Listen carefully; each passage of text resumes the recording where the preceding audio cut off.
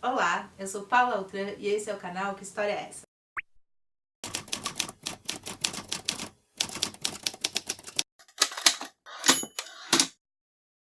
Aqui a gente vai conversar sobre como as ferramentas da dramaturgia podem te auxiliar a finalmente escrever aquela história ficcional que você sempre teve vontade e nunca soube como, e também a melhorar e a modificar a história da sua própria vida.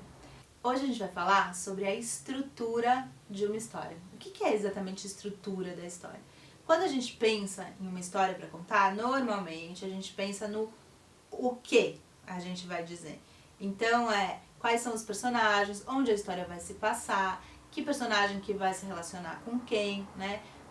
Onde isso vai acontecer, e a gente normalmente esquece ou começa a pensar nisso um pouco depois, que é de que jeito essa história vai acontecer, ou seja, qual é a forma que ela vai ter. E eu nem estou falando exatamente de gênero, sobre o que a gente já conversou um pouquinho, que é dramaturgia, poesia, conto, romance. Isso são gêneros literários, né? Isso é outra coisa. Eu estou falando mesmo um pouco da estrutura, da forma que essa história vai ter. Tem cursos, né? Alguns cursos por aí, alguns cursos que eu já fiz, muitos alunos que eu tive que me perguntavam assim, mas como eu faço para organizar, né? De que jeito que é o jeito, digamos, certo de organizar uma narrativa ou uma história?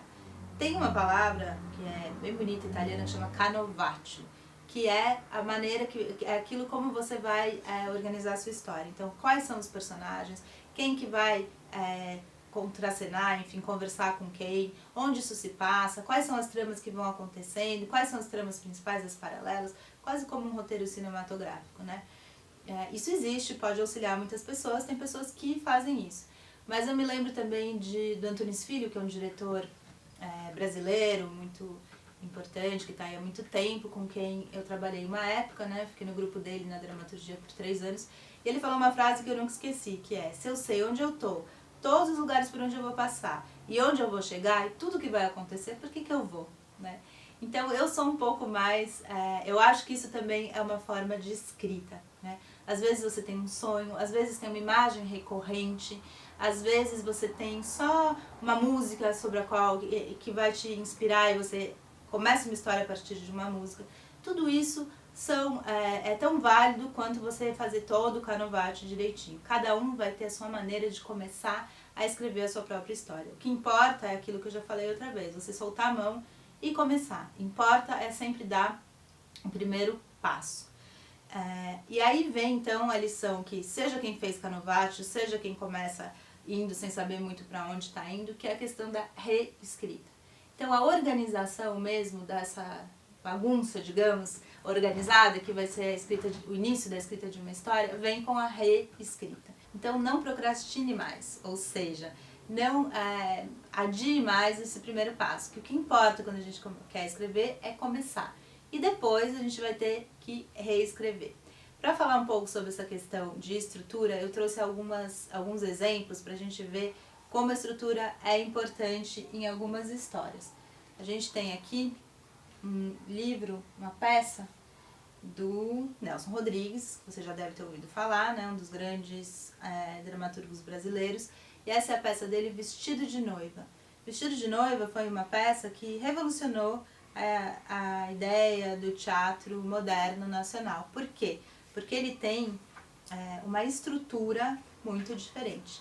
A história em si não seria uma história tão inovadora, mas o que ele fez, da forma como ele estruturou essa história, sim. A gente tem aqui os personagens, uma das personagens mais famosas da dramaturgia do Nelson Rodrigues e da dramaturgia nacional é a Alaide. O que acontece com a Alaide nesse livro? Ela sofre um acidente e ela então vai para o hospital e fica entre a vida e a morte. Ela entra numa espécie de delírio, né? Aquele delírio que ela não sabe se vai ficar viva ou não.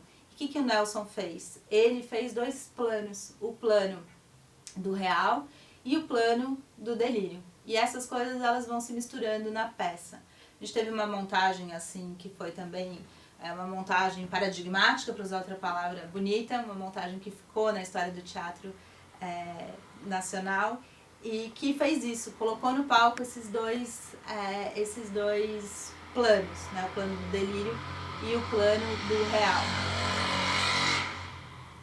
E aí a gente tem então toda uma inovação de linguagem feita a partir de uma organização da peça. Vocês percebem? Você percebe? Não é só a questão de ser um personagem diferente ou de ter um tema diferente. É a forma como ele estruturou, fazendo 2 planos, que fez com que a peça tivesse fosse muito inovadora para sua época e uma referência até os dias de hoje.